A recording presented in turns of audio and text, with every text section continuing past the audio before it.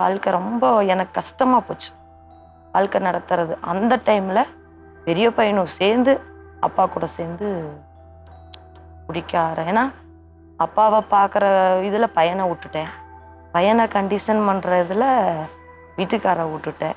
அப்படிங்கிறதால 2 பேரும் ஒன்று சேர்ந்துட்டாங்க. குடிச்சு அப்புறம் என்னால் வாழ்க்கை சுத்தமாக என்னால் முடியலைங்க. அப்புறம் என்ன ஆகி போச்சு, நான் வெளியேறிட்டேன், தனியாக போய் இருந்துக்கிறேன், என்னால் வாழ முடியல. ஒரு 4 வருஷம் தாச்சு நான் தனியாக வந்து. அதாவது பெருமாநல்லூருக்குள்ளேயே தான் கம்பெனி, ஆப்போசிட்டில் கம்பெனி, முன்னாடி வீடு. எங்கள் ஓனர் வந்து சரி ஒரு 6 மாதம் தள்ளி இருங்க சரியாக போயிடுவாருன்னு சொல்லி 6 மாதம் இருக்கட்டும்னு வச்சா, அப்போ எச்சா அடங்கவே இல்லை. எங்கள் அண்ணனை கூட சேர்த்துக்கிட்டு அவன் கெட்ட வார்த்தையாக என்னைய பேசி ரொம்ப டார்ச்சர் பண்ணி பொழைக்க விடாமல் கிட்டத்தட்ட 3 வருஷம் பண்ணாங்க. அப்புறம் அங்கேருந்து நான் பெரியவன் கூட வரமாட்டேன்ட்டான்.